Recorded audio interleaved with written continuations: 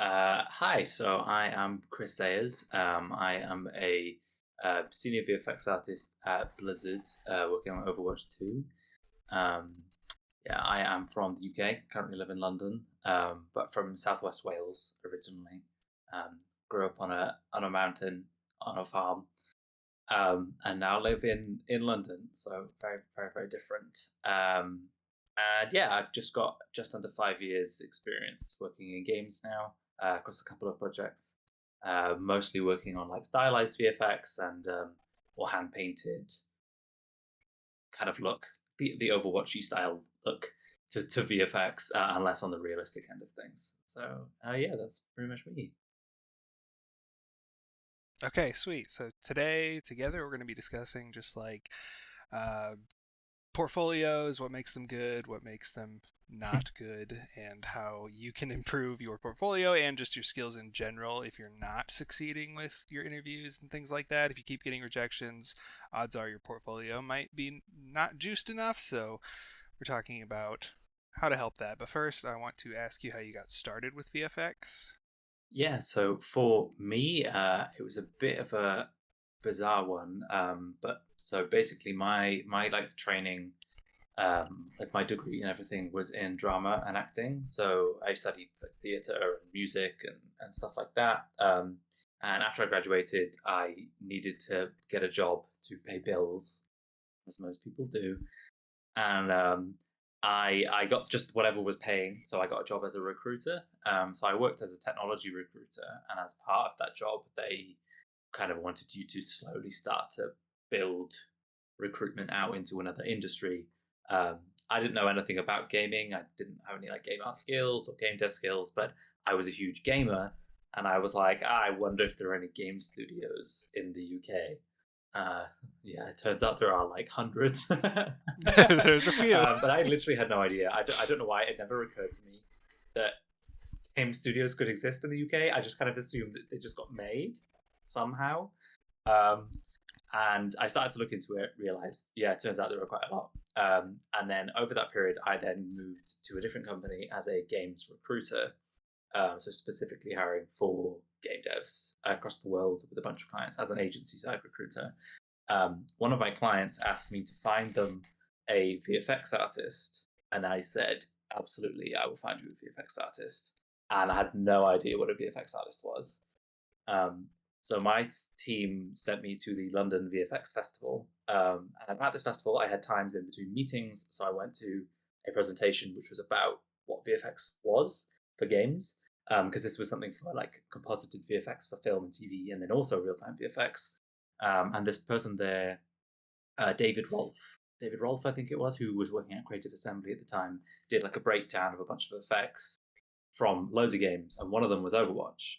And I played Overwatch, so I recognized the effects, and it was a breakdown of Diva's mech bomb explosion, like a frame by frame analysis of how it's built up. Um, and I just was sat there like, this is so cool. Like I didn't even I know this was a job. I didn't know people could do this. And there was a Q&A portion at the end of the talk, and he said, by the way, if anyone here is considering a career in games, become a VFX artist because there are not enough of them. There are way too many jobs, and it actually pays pretty well. And so I literally went home that night, researched what VFX was, and the next day I quit my job, um, and was like, I'm going to become a VFX artist. Um, and I had basically a finite amount of money to live on until I ran out of money and had to get another job. So I spent 6 months, just using up my savings, and spent every single day doing YouTube tutorials, watching like I don't know, forums, like SIGGRAPH stuff, and like GDC talks and everything, and doing practice every single day. And I treated it like a job, but like it was like 9 to 5. I learned VFX. I applied at like 100 studios, and then one of them got back to me, and that was Mediatonic, where I joined as a junior VFX artist in March of 2019. Um, so yeah, it was pretty intense and kind of out of nowhere. I kind of just decided on it on a whim. Uh, but he was right. There were jobs. There weren't enough people to do it. And it does pay pretty well. Like it's a pretty good job, and I enjoy it. So it was, yeah. Thanks, David Rolfe. You may have changed my life forever. So, did you feel confident going into that first job after you spent all that No, time? not at all. Because there's a kind of thing like across the industry where a lot of people will say you do, and lots of people say you don't need a degree or like education, like training in your specialism. Um, and I was like, I have a degree, but like not connected in any way, shape, or form. Um, so I massively felt like I was just at a disadvantage to everyone because I was like, they're gonna know exactly what they're doing. They're gonna have done it like 100 times before because they did their degree about it.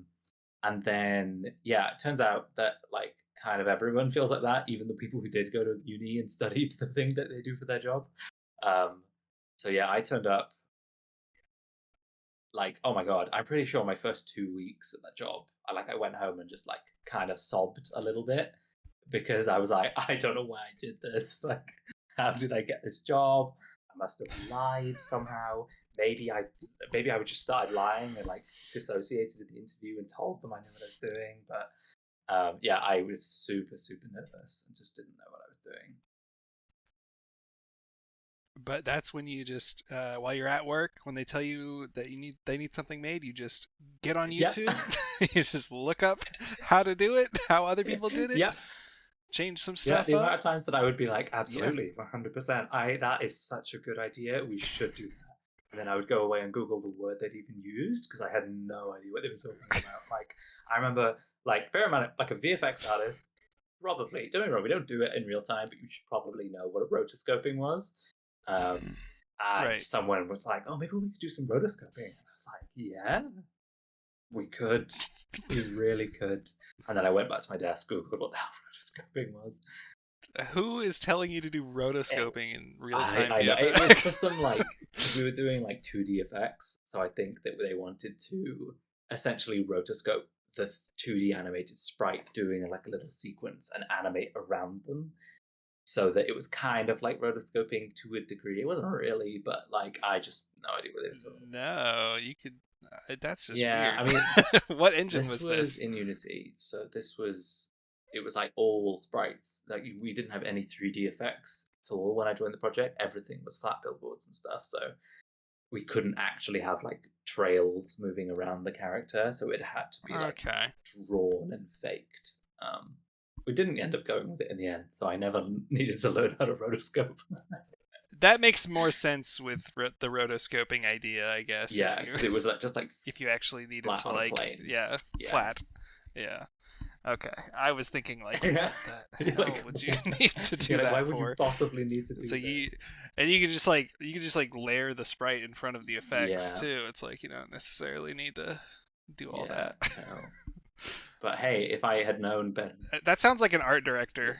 Did an art director it tell you to do absolutely that? was an art director. Which, to be fair, maybe they said that because they also didn't really truly understand what VFX artist does. They were like, that sounds like something one of your ilk would do. We should go. Yeah, on Yeah, films. exactly. But no. Yeah, that's some art director speak. That's something I haven't told people on the channel is that art director speak is something you have to decipher and Yes. rationalize. Yes, 100%. And because the thing is, sometimes, a lot of the time, it's not their fault because I don't know. Maybe this is a spicy take. Maybe it Maybe it is is their their fault, fault. but like sometimes, so this is like this whole idea that like VFX artists are wizards, which I think is funny to an extent, Right, and right. and We we are. absolutely are like commander of all the elements. However, I do think that resting on the laurel of like, oh, you're just wizards, I couldn't possibly understand it, makes people complacent Yeah, in kind of never even trying to understand what you do. true. So they just end up being like, I'll just make a really random request, and you, the wizard, will figure out how to make that happen. Yeah, just figure. I've heard just figure it out or Yeah. just just do something so many times. Yeah. It's like Yeah. You're how? like, I don't know if that's possible. Has it been done before? No, It it never Time has to be the either. first. This is brand new idea that's never been Yeah. done. Please do it. Yeah, I have to manage expectations of others a pretty decent Hmm. amount with VFX. I have to be like, listen, that's a great idea, but is it reasonable? Yeah. No. And Like our game Inkbound has a lot of ink, obviously, and they a lot of people wanted to see like like a meta balls kind of effect, and that's normally done with like SDFs mhm. or uh, other means of blending literal objects Yeah. together, and it just it's not plausible a lot of the time. Yeah. And there's a way to like kind of do that. I can't remember which channel did this, but somebody did an experiment of like recreating the ink blasting effect in Hmm. Splatoon, where they basically grabbed they had a particle system and shooting out meshes, and there were ribbons connecting the meshes as they came out of the particle system. They would do well, you actually it didn't look super soft, but it would make more sense to do very soft particles for all of these things, and then you would grab a render texture of Yeah. that, smooth step or step it or smooth step it, whatever you want to do. You can get the same result out of both with the right parameters, but and then they would step it in shader graph through, the render texture, and then feed it back through, and then apply it back over the camera with a render Hmm. pass, and then it would look like, it was all blobbed together and everything. And it's like, that's great and all, but that's a lot, and it doesn't always work like that, and you don't have a lot of control over how the colors are Yeah. going to look or anything, like when you're grabbing a render texture off the Yeah. screen, like, Yeah. I remember one time. So yuck. on that same project, like the 2D project, one of the most, I don't know, traumatic effects that we spent so much time working on was this lava effect. And it basically, because this was for a puzzle game, so it needed to work on like a match three puzzle board, like Candy Crush puzzle board. And this lava needed to be able to spread in any direction at any point with any configuration. And it Oh not my only had god. to like it couldn't just like immediately like spread and fill the space. It had to like grow like it was lava spilling out on a flat board in a 2D thing. And the originally thing was Metaballs. And I was like, maybe we're going to create some kind of shader which does like maybe alpha sampling that Yeah, use different just thresholds. And then I was like, this is for 10-year-old mobile phones. Do you think that the shader is going to work on these 10-year-old mobile phones? And then it was like the specific like graphics function we needed to use wasn't supported on like 40% of our devices. And so they were like, okay, instead, you're going to have to create a mask and an animation for every possible way it could spread on the board. And it was like, a 8 by 8 based on every combination. And I worked with the programmer, and we figured out there was something like 256 different masks that we were going to have to make. that's And insane. we were like, oh, we must have miscalculated this wrong. And they were like, no, no, you have to make 256 individual masks. And they were like these tiny little, like 16 pixel masks. But that's how we had to do it Oh my because that was god. the only way we could get it to function rather than using the shader approach. And it's the kind of thing that you're just like, that's something you can only learn by just having to be thrown at that specific problem and learn as you do it. It's true. Like, I could have never been prepared for that Yeah. effect. There is so much value in actually working like in the industry as far as Hmm. learning goes, because you will learn twice as fast, you will get twice as good very quickly when you're working on Yeah. a game, because you're not sitting there being like, I want to make for my portfolio some, I don't know, like an ice Yeah. blast. And then it's like you do that, and then it's like, did you learn much? Probably not. You went with what you knew, and you were comfortable making it. Probably you might have learned one extra thing or Yeah. something, but being thrown a totally crazy off the wall idea and then being like, well, you have to try this at Yeah. least.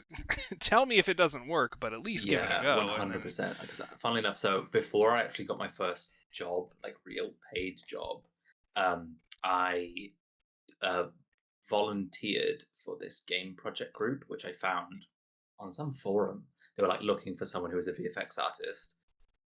And I was like, confidently, I am a VFX artist. knowing full well that I was like, this is going to be like not a real job, and I do not expect people to pay me for this because like I do not know what I'm doing. Um, and it wasn't like a real company. It was just like a group of people trying to create a pitch for a game. But exactly like you said, they had like some real specific VFX that I, on my own volition, would have never chosen to make. So they were like, "Hey, we need this like magical box, and the box needs to be able to be filled with like liquid VFX." And you're like, Oh God. "Okay." um, Let me just yeah, run a fluid yeah, real simulation. time. Yeah. And so as a result of that, it made, like I had to make like a couple of random things that I never would have attempted. And as a result of that, I only worked on that like fake project for like 3 months, but I learned loads because of the fact that I was being forced to, rather than like you say, you go, well, what could I feel like I could make? I'll just do a little whatever because I feel comfortable with that. Whereas if you kind of are forced to because someone else has asked you to do it, so it's a pretty good way of actually improving pretty fast.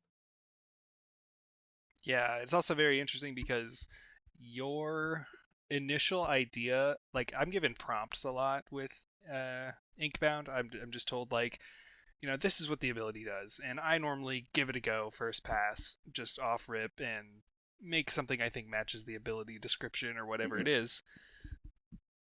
And then most of the time, or a decent amount of time, that doesn't work, and we have to go back through it and retouch it. Most of the time, it's just adjusting it and making things slightly different. But sometimes it's like we scrap the whole idea and start fresh with whatever the art director or somebody else Mhm. suggests, and it's like that's eye-opening to kind of different styles and ideas because like what I did in my first instinct wasn't a good fit for this. I mean, it probably was, Most of the time, this stuff would work in the context you made it for. Somebody else just wants it to look different. Yeah, And that's a learning curve, too, is being like, this looks good, this works, why don't you just take it? Well, they just don't want it. They want it to look a different yeah, way. But you can learn a lot by that because then you can see this completely off the wall idea of that you didn't think of, and then you get to make it, and now you know a different way to make the same thing you already made, and it's valuable working with people like that who can push you in other directions with your yeah, effects and make you use your brain a yeah, bit more. 100%. I mean, like the thing that I always feel like, I mean, everybody always says like a VFX artist is just about like solving problems in loads and loads of different ways. It So is. like, if you're forced in a problem that you otherwise would have just avoided with a simpler solution, you're like, damn it, time to learn. Yeah, no, I hate learning, Yeah, trust me. Like whenever there's a whenever there's a new thing to learn, I'm like, but we could just do it this yeah, way, and then it would save us yeah, time. It might not look as good, but it would save us time yeah.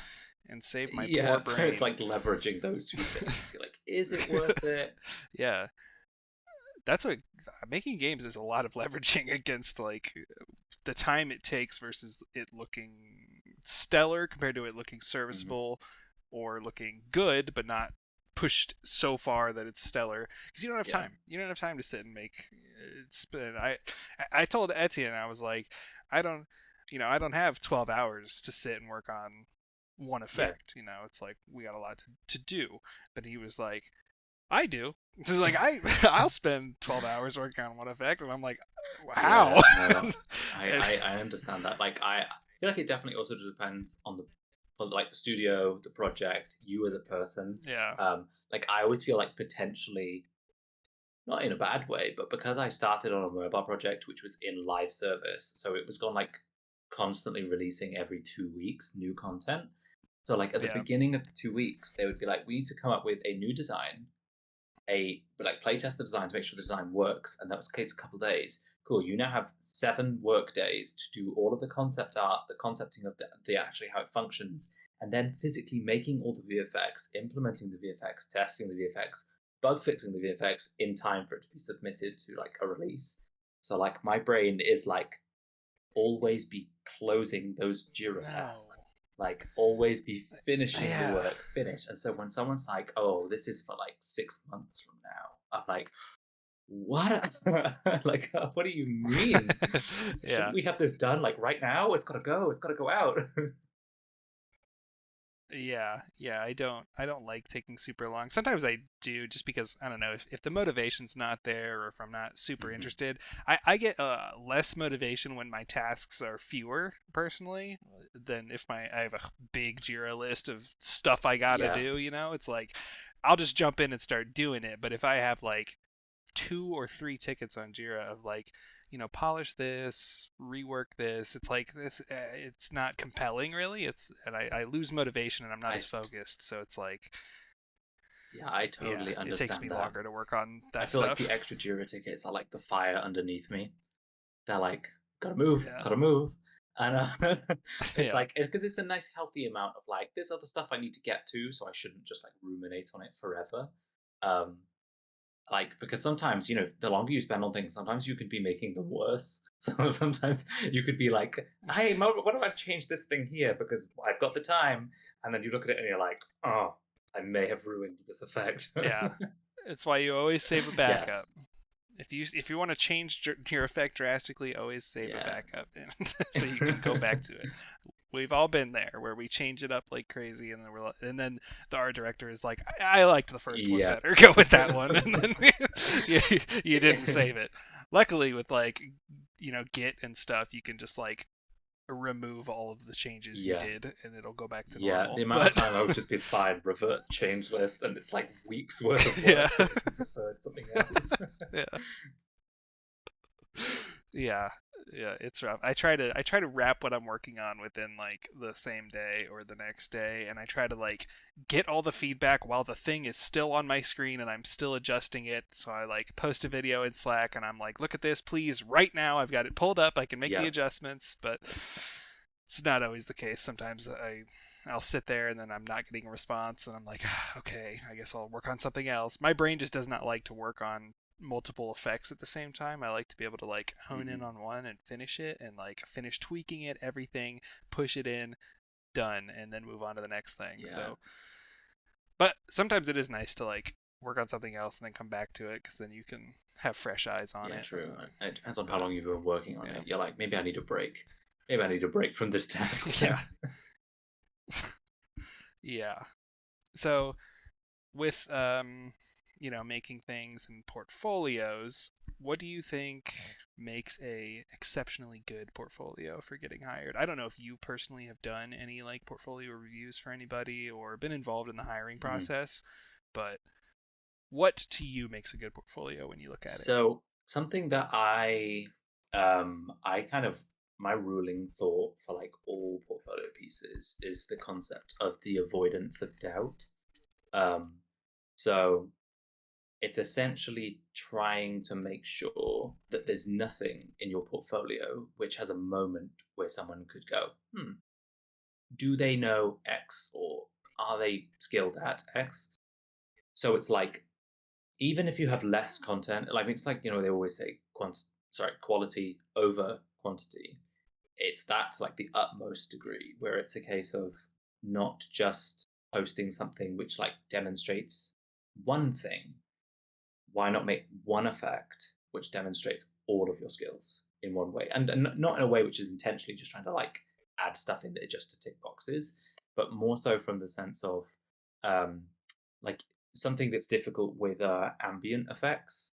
Sometimes is that if it's just like a looping ambient that just sits there like a little fire or maybe like like water dripping or something like that, unless it's like hugely stylized or if you've got something that's quite interesting about it, just that alone doesn't necessarily tell me, does this person know how to animate? Like, are they good with timing? Like, is their motion any good? Because the individual like shapes might be super lovely, really, really nice. And you could think, oh, they know how to do timing because their idea of the shapes of motion is really solid. But then when you see it in motion in a thing and it's got like just like linear movement and you're like, Right. oh, right. And or, not even in that case, like I said about the avoidance of doubt, maybe you're amazing at animating, but from that effect, if I can't see it moving, that is the moment of being able to doubt and say, why did they show this one? Like, was this the one that they really needed me to see when reviewing their portfolio? Because this doesn't tell me that you know how to animate. This doesn't tell me you know how to do I don't know, interacting with an environment, interacting with a character, interacting with an animation, that kind of thing. So I would say one of the guiding principles that I always had, well, I've kind of developed over time. Like, if you look at my old first show reel, I'm a huge hypocrite of this because, um, I mean, realistically, there were things I did not know how to do, and I was actively trying to obscure those because I was like, I don't know how to do that. But I realized over time, and through then people giving me feedback on my portfolio, my show reel when I was starting, they were like, I'm not sure if you really know such and such. And I'm like, yeah, you know what, you're right. I'm not demonstrating that in any way because I'm kind of trying to hide behind something which just is like, ooh, that's a really pretty purple color. Um, and that doesn't really show anything. That's not actually, it's nice objectively rather than the kind of like, do you really know your craft? Um, so yeah, it's the avoidance of doubt for me, and that goes for like all disciplines. Like, that's not just VFX. So that's one of the good things about, like, I do see a lot on Twitter is people saying for like 3D, like character art, when people post their wireframes and textures and stuff, it's that moment where you just go, you know exactly what you're doing because you didn't just post, the beautiful render with the 3-point lighting. You've got the wireframe, and I can see how good your like topology is, and you've got your textures, and I can see you've got like the number of textures and how big they are, and your level of detail, and your UV shells, and like your texel density, and all those kinds of things that are going to decide what you're doing. It's because you've shown them. And sometimes in VFX, because it's all motion to a degree, it can be easy to be like, well, it's moving, it counts. But it's like, does that show, like, and also, like I said, huge hypocrite, because when I applied at my first jobs, I had never even heard of the animation principles. Did not know what they were. I feel like I'd seen someone say about them, and I was like, I don't need to know that. I'll figure that out as I go along.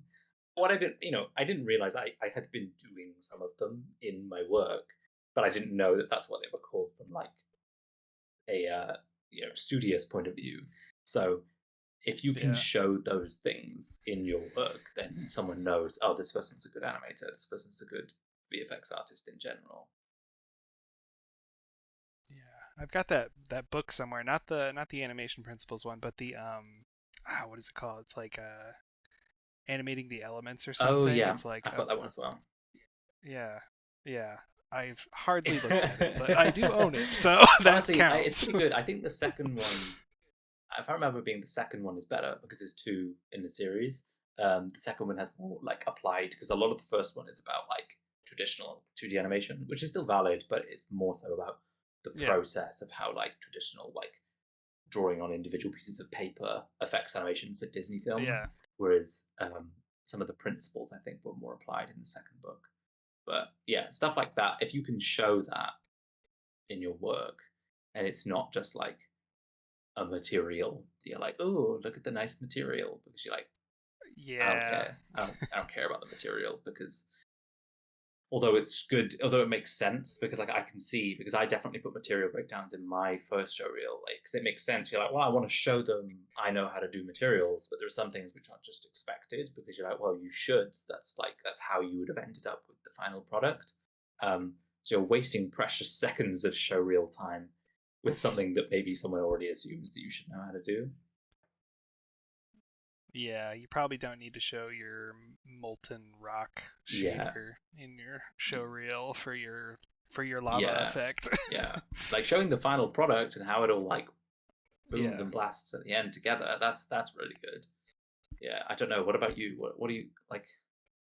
I don't know. What's your top tip?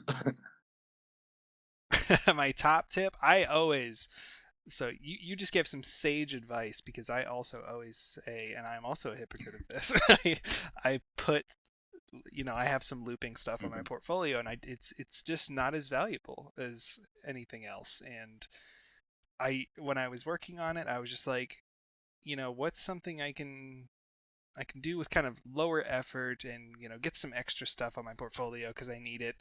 And but at the end of the day, when I look at it now, it's like that doesn't really show anything. Like, I have like loot beam rarity effects on my portfolio, and it's like that doesn't show Mhm. anything hardly. Like, I know what color different rarities of loot should be, and like I know how to make some swirlies and some trails and like a ground glow. It's like that's all really really basic stuff, and it's awesome that if you know how to do that stuff, great. Yeah.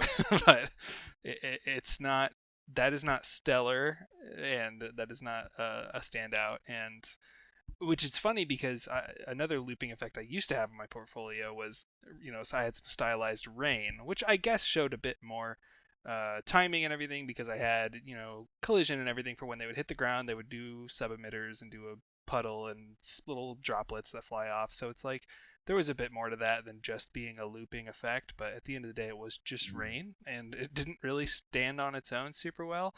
But funnily enough, that is the effect that got my first job to reach out to me off my art station and be like, hey, I think you would be good for this cozy farming game because you made this cute stylized rain. So I was like, sweet. So it's like the niche stuff like that can Yeah. work, but you don't want to crowd your portfolio with it. It's like that's more of a thing I would want to include in a targeted uh reel for a studio or Yeah. something. Like if I knew somebody was working on a cozy farming witch game, then I would do some magic stuff, I would do some rain, throw it all in with your resume and everything and be like, "Hey, I have this specific reel for you guys so I to show that I can do what you do," but probably not for the broad Yeah. one. Don't have six different elemental orbs that just loop on your channel, like, or on your Yeah. portfolio. Biggest thing is like we need to see so much versatility. I said in the last interview to do like a melee attack effect, do a ranged attack effect, do a character buff, do like a ground pickup, like just cover all your Mhm. bases. And for like a ground pickup, just don't show the thing. Show, what does it look like when it spawns? What does it look like when it's idling? What does it look like when you pick it up? Like just movement and like timing and animation are also Mhm. important with VFX, so you have to show that you know how to do that stuff. And I definitely didn't when I first started.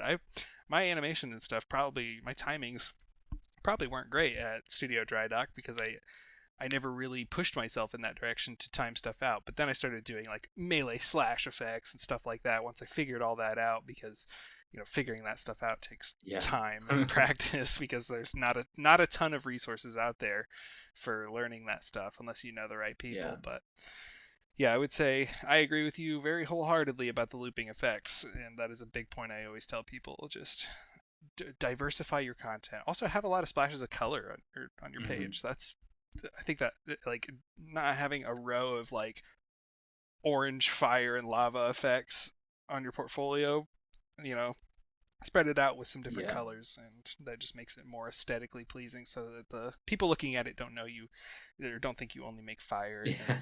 and orange and red Yeah. effects, and show that you understand colors. And you don't have to be like a master of color theory or anything. VFX, we can change colors on Yeah. the fly. It's not like you're locked into anything. So it's like I have to change colors all the time. I'll make something red, and then my art director would be like, "What if it was purple?" And I'm like, "Okay," and then I just change it to Yeah. purple, and it's fine. Yeah. So you're not locked into So it, but you are locked into it once it's on your portfolio. yeah, true. So Yeah. And that's the thing is that like when it comes to looping effects and stuff, like you say, I definitely had stuff in my portfolio as well, that was looping. And with all things, there are no rules. There are just guidances. But like the reason why that's one of the things that I always think is the first thing to maybe be a bit more critical of is just because I like to operate under the idea that if imagine if someone could you could only show one portfolio piece. If it wouldn't be this one, does it need to be in there at all? Like, because for example, if you're like, oh well, I would obviously only show this one piece, and you're like, okay, well, why? Why would you show that piece only? And you're like, oh, because it's got this, and this, and you're like, cool. So you see why the looping one isn't really doing you any favors. Like if it does, if the looping thing is doing something like I don't know, showing like a really interesting texturing approach. So it's like, you know what, the looping is just not important. That's more so just to demonstrate the skill, but the skill will like I did one thing that was kind of like hand painted flow maps. And I was like, you know what, this is pretty cool. And I don't want to kind of make a whole effect around it because I just wanted to do this for my own sake. but it ends up looking pretty cool. So the looping effect was just something that demonstrated like a shader thing and a texturing thing. So there are some cases where it can add value, and like that, maybe that technique wouldn't make sense to put into a bigger effect because it's noisy or like it adds complexity that doesn't need to be there or something like that. So there are no like rules and stuff, but it's always just good to be like critical of your own work and be like, is this doing me any favors? Do I really need this in my portfolio? Like, is it like, are the 7 seconds that it took from that person's life to watch it really worth it? When some people might only give your showreel like 5-10 seconds and then be like, nope, click off. Yeah, I guess I am still a bit more of a hypocrite because I did a tutorial on doing like a polar coordinates Mm. hyperspace kind of effect, and I guess that's a looping thing, and I put it on my portfolio. Hey, It's cool. It's a cool hyperspace effect, you know. Sometimes you're gonna have really cool stuff, and if it's good yeah. shader work, like you said, maybe it is worth. But if it's just a looping Hmm. orb of electricity or something, probably not Yeah. worthwhile. Like, it's different, but I guess if you're showing off and expressing your shader knowledge, that is a lot more valuable than a looping particle Yeah. system. So I guess if you were gonna have it a looping thing, make it a very cool shader effect or Yeah. something, Yeah. Definitely. Because on that, because that is a skill that you'll need yeah, to know. 100%. You're going to have to do that at some point. Someone's going to want a portal. They're always going to want a Yeah, portal. yeah. I think it was interesting because when I first, it took me a while with VFX to get into shaders, and they're so important. It's like, how was I doing anything Yeah, before that? I know. It's funny looking back, You like the can't. first, like, I don't know, 4, 5, 6, 7, 8, 9, 10 effects I made. And they all look crap. Like, just so bad. Like, they're like fine for like Yeah. someone's first attempt. You're like, oh, there you go, little Chris. You did a good job. But like, Nice pixel fire yeah. that people make with the Literally, and, squares. and that's the thing is that like, but once you then start to realize that that's the way that you elevate your effects to look better, because you look at other people's things. I mean, that's another brilliant way of how to make a portfolio, is you got to look at other people's things and go, why does theirs look Yeah. so much better than mine? Like, why does mine look terrible? What is it about it? Because like I said, about, it's not to bag on about this looping effect, but for example, you see some people's stuff and you're like, God, that's amazing. Why does it look really good? And you're like, it's all in the timing. It's just been timed in a super like satisfying way. Where if you break it down frame by frame, you're like, oh, it's just literally like a trail and then like a circle and then some little dust particles. But it feels like squishy and tangible, and like you're like, oh, that's the thing. Um, because like I mentioned about like that linear movement, you just get some portfolio pieces and you're like, that's the thing that's dragging you down. You could retime the very same particles and improve it. Similarly, like you said with shaders, you could have the exact same timing and just improve your shaders, just to make it look more visually interesting, and then you've got a whole different effect on your hands. Yeah. Yeah. It's very true. It's all in your curves and Mm-hmm. your make use of delays with particle systems too, and just fire things off at the right time and make them go at the right Yeah. time too. Make them Yeah. make them do their thing at the Yeah. right time. Like, you'll have weird curves sometimes with size over Mm-hmm. lifetime, or trajectory velocity. Like, it'll get weird sometimes, but it's whatever looks right. And it's weirder with portfolio work because it's like you have so much control with your portfolio. And like I mentioned in the previous interview, that when you are actually implementing these things in games, you will not be doing them in the same way that you did it for your Yeah. portfolio. Like, if I wanted to show off a projectile, I could, on my portfolio, I could just use regular old speed from an emitter. If it was a gun, I could just attach the emitter to the end of the gun and just Yeah. do the thing with the. I could time it out with the animation. I could add a key into the animation to trigger the particle. It's like, that's great and all, but that is never how I would have to do it. Odds are, if I did it in a real game, that particle wouldn't move at all, and its parent object would be Yeah. the one that moves, and you have to plan around that and understand world space and local space for if you need stuff to trail behind. Rate over distance, stuff Yeah. like that is very handy.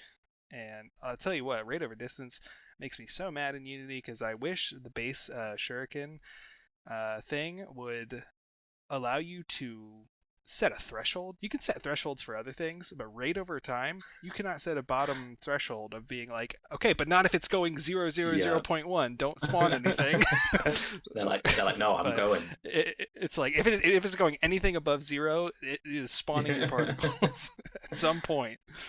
Yeah, it's weird because it's like multiplied with speed too. So Yeah, it's like eventually you might get a particle if something is just idling very yeah, slowly. So be cautious yeah, of that. But yeah, it's a whole lot of understanding of timing and animations. But putting that stuff on your portfolio is super important. So take the time to learn yeah. it, which I guess goes into our other topic of how do you push yourself further with your portfolio and your effects.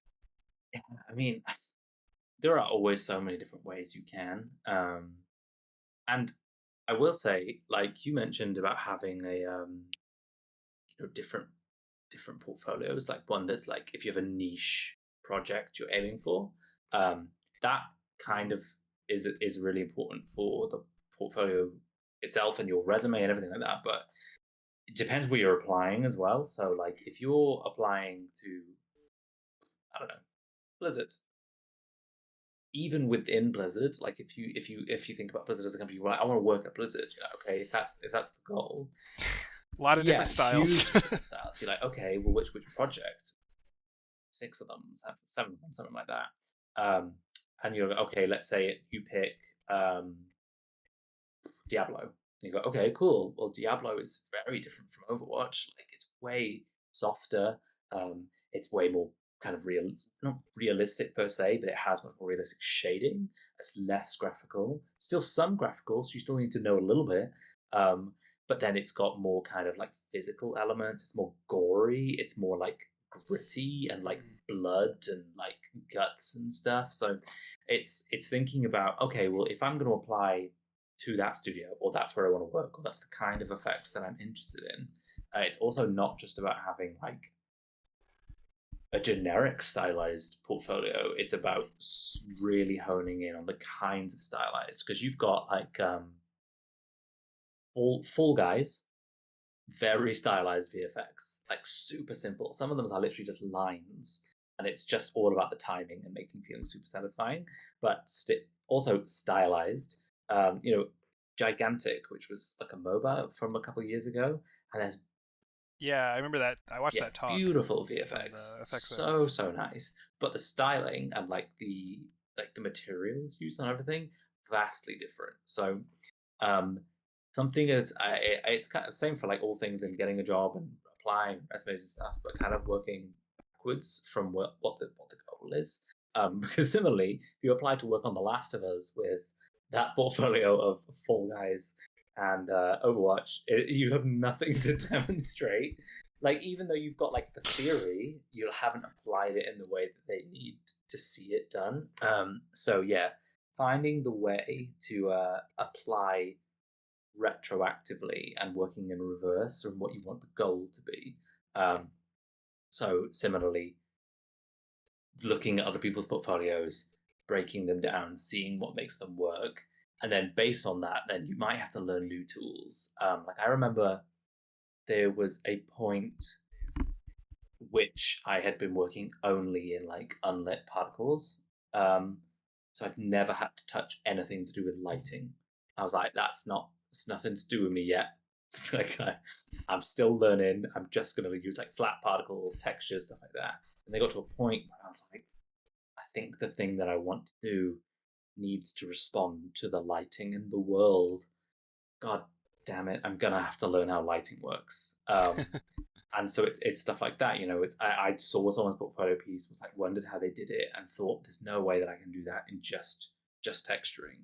I've got to like elevate that in a way, so then you can use that as the way to find, okay, these are the next techniques I need to learn. And a lot of them could be theoretical as well. Like it doesn't even necessarily mean you know learn Houdini. It's like learn how to do. It's No, I never mean the I am answer. sorry, Houdini. It's a lovely piece of software. I detest using it. It's just not. It's just not. It's not what brings me joy. I will do it. I can do it, but it doesn't bring me joy. So I don't know how you feel about Houdini. I've touched it like one or two times, and yeah, what do I need to render this stuff out onto a sprite sheet Hmm. for? Like, what am I gonna do with this? Like, I can do most of these things on my own. I understand for like really realistic, like you're making a World War II Hmm. game and you need like a realistic like mortar explosion or Yeah, something, and it's off in the distance, so it's like you just throw it on a plane out there and it's supposed to be going off in the background yeah, or something. That I understand, but also you could just do something else there, and you you could make it yeah, look fine using just regular old particles and stretched particles and UV distortion and things like that. So I don't know. I think simulations are very cool, but I don't think they have an absolutely necessary place hmm right now in VFX. It's just a bit of fluff if you really want to. yeah. And And same with like yeah, it's Embergen. similar because that's the thing. They're like fantastic outputs, but there are just lots of instances where the project you just are going to be working on just won't require them. Because I get a lot of juniors asking, like saying, like, "Oh, I see Houdini's this thing. Like, do I have to learn that too?" And I'm like, no, absolutely not. Unless you want to. Do you know what I mean? In which case, if you do, because the beauty Yeah. of being a VFX artist, tech artist, or honestly most kinds of artists, is you kind of get to choose the little place you want to sit in within your discipline. So, like, I am happy to sit firmly knowing I am not a tech artist. Like, I can do tech arty things, but I would never apply for a tech artist job because I don't want to be doing. Yeah. It's a bit more than Yeah, shaders. exactly. Like fully, like especially if they ask me to rig, I don't know, I'm out of there. Like, and it's stuff like that. So you get to choose. So if you look at Houdini and you use Houdini and you're like, you know what, this is amazing. I can create a tool to like make all my meshes for me. I can bring in animations and have it generate all the points along a spline and then generate like a swipe mesh. And there's loads of stuff where it is crazy useful if you want to use that way, but unless you're making like 1,000 sword swipes and you need a tool to be able to generate all these meshes for you and calculate all the UVs for you, a lot of the time you could have just made them manually in the time it would take you to even like start up Houdini. Like, Yeah. let alone figure out how SOPs, VOPs, and DOPs and all the different ways in Houdini and how they function. And that's not to say that you shouldn't try because it's always interesting because you never know, you might give Houdini a go and be like, wow, this is sick. I love procedural stuff, which is fine. It just doesn't excite me in the same way. Like being like, oh, I could spend a lot of time really tweaking something like bespoke. Um, and like we were saying before, if you like work on a mobile game, Houdini is like kind of overkill as hell. I don't know. It's just like it's a Yeah. different tool, so it just depends whether or not you like it. But I certainly don't. I wouldn't choose it. Yeah, it's interesting you pointed out how, we kind of choose where we sit in the industry, and, it still works just Hmm. fine. I sit in the field of like I don't really hand draw much. I do a whole lot of like Unity has shape nodes uh in shader graph. So you can say I want a circle or a square or a rounded square or whatever, and you can just create a texture right there, boom, and you can adjust the width and height and everything. And I do so much with Hmm. just that and using UV distortion and because Inkbound, what I'm currently working on, is very hard edge stylized effects. So it's like just using texture shapes and some UV distortion and some other tricks, eroding and all that gets me most of the way Hmm. there for what I need to do. And I don't need to hand paint a bunch of stuff. I don't need to hand paint sprite sheets really ever. If I do, so I'm not much of an artist, 2D artist. So I can do some, but if it needs to look real crispy and clean, I'll ask my art director like, hey, you want to draw me a sprite sheet for this, and he'll Yeah, do it. But yeah, so but you seem like you do a lot of hand drawn, and you probably do a lot of sprite sheets and stuff like yeah. that. I mean, And we both work in the industry. literally, exactly. And honestly, a lot of the times you can get really close to the same visuals with like wildly different approaches. Like, I mean, even the other day, actually, I think we were doing something internally. One of the things I was working on, and I started doing everything in a shader, And I was like, I'm not quite getting what I want. So then I drew like a sprite sheet, which was like 16 frames or something like that for an effect. And I was like, okay, this is pretty good. This is nice. This is going what I wanted to. And then I was like, wait a minute. Now that I have the motion that I want with the sprite sheet, I wonder if I can paint a flow map to fake a soft gradient that would do the motion anyway. So it was a bit of a roundabout way of getting there, but I like went from shader, didn't quite get the approach, got the sprite sheet, really good, but obviously sprite sheets are huge textures. They don't compress as well. If you do compress them down, you end up with like tiny little sprites with like huge like issues of like pixeling and stuff like that. So it doesn't look super nice. And then it led to the other approach, which was then faking the motion just using like a very, very simple like mask shape and then this flow map. So and similarly, like to your point about like art stuff, similarly, like there are people on my team and people I've worked with who are like way, way better artists than I am. And like their textures are like paintings. Like you're like, oh my god, I still got lots to go in terms of improvement. Um, and then similarly, like you say, like I work with some people who are like, oh yeah, I don't make textures. Like, I just do everything in masks. Do everything with masks and like maybe like a Voronoi noise texture, which is generated in the shader. Which I know is a texture, but you're not having to actually paint it manually each time. Still counts. Still gives you a draw call or whatever, texture call. But yeah, no, I definitely agree with you there. It's just a case of whatever you kind of prefer. And similarly, like you're not going to need to be doing like hand painted sprite sheets if you're working on Battlefield or Call of Duty, because I mean maybe that could be interesting. I don't know.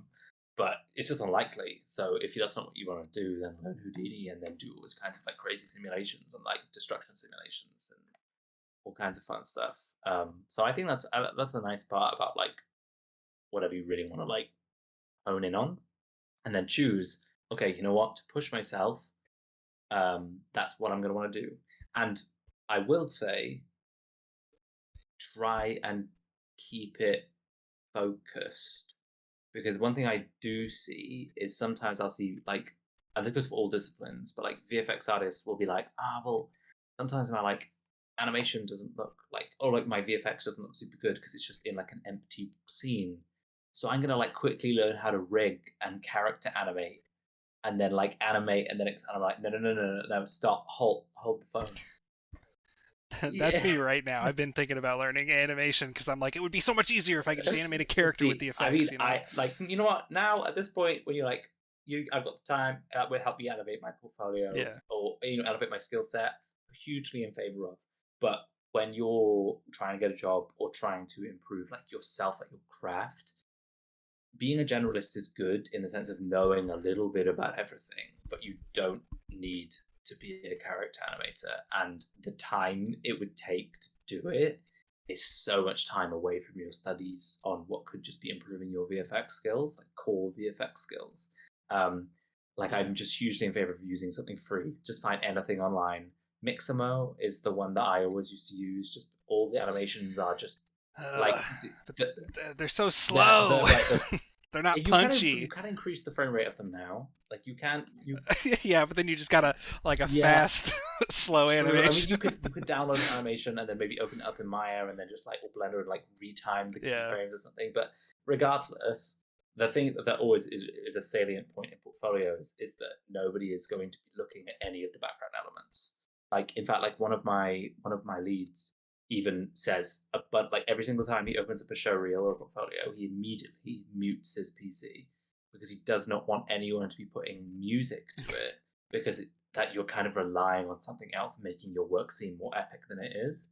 And like if you've got a character in there, brilliant. I'm going to try my best to ignore it because I don't want that to influence the decision of how. Keep it a gray character or something, not like a textured character. Or if it is textured, very simple, and just to demonstrate that you like know how it would work against a busy background. Like I remember when I did my art test, I put it on a background, like on a floor tile, just to show this would still work against a busy background and not just a grey box, that kind of thing. But that was for a demonstration of the effect rather than just like I spent loads of time on something random. Yeah, you see people do the floor tiles a lot, the Mhm. checkerboard, and that looks pretty. That's pretty good, and it does help. And then you also see people just do mid Yeah, gray backgrounds, and that's good too. A lot of my portfolio is black background, which is no good. But it's been there for years, yeah, so yeah, I've learned my yeah. lesson Same. now. My original show But reel is all on like a black background because I thought it looked cool. because you're like, ooh, yeah, it Yeah, looks the red looks awesome. so red. Yeah, that's how it's gonna look. So this is, Yeah, and then no, everyone's like, "What about on a yeah. green background?" You're like, "Ugh, don't ask me that question." Yeah, yeah. Well, this has been a very insightful conversation and a good time. I think it's almost time we wrap up, though. We've been going for almost an Yeah. hour now. We're at 55 Oh my God, minutes. 55 So, minutes of pure uh, VFX pure, raw, unadulterated wisdom. VFX talk, high octane wisdom. So I guess anything else you want to add on um, before we sign no, off? I don't think so. I guess keep watching this video series because you're gonna hear lots of good VFX tips. Um, yeah, I guess. Yes. Perhaps you'll be Yeah, back. exactly. Maybe I'll come back and I'll have changed my opinion on everything. Um, Looping effects for your whole yeah, scrap portfolio. that. Black background. No, but also that's something that is an important thing is try lots of different stuff. Definition of insanity is doing the same thing over and over and expecting a different result. So if you're not happy with your portfolio, you're not liking what you're doing, try something completely different. Try something that's just similarly look at other people's show reel portfolios and go, that looks really good. Why doesn't mine? Try and compare. Try and find the difference and do something different. It's always gonna help you push or get better or anything. Just diversifying. Yeah, yeah. If you want to do stylized effects, study the Chinese VFX artists on Twitter Oh because my, you will never know what they're doing, yeah, but they're doing and it's something. always beautiful, amazing. Yeah, Yeah. I don't know how they do it, and Translate never does the enough yeah, work for me to understand what they're doing, but it looks yeah, awesome. So if you can break down that should be a breakdown topic in the series, looking at the Chinese effects yeah, artists and just trying to figure out what they're yeah. doing. Literally, there are so many incredible like Chinese and Korean games for a start that have amazing VFX in them, and then the VFX artists post their portfolios, and I'm like, how do you do it? Yeah. Okay, well, if I could take anything away from this video, it would be you got to show me how to use flow maps.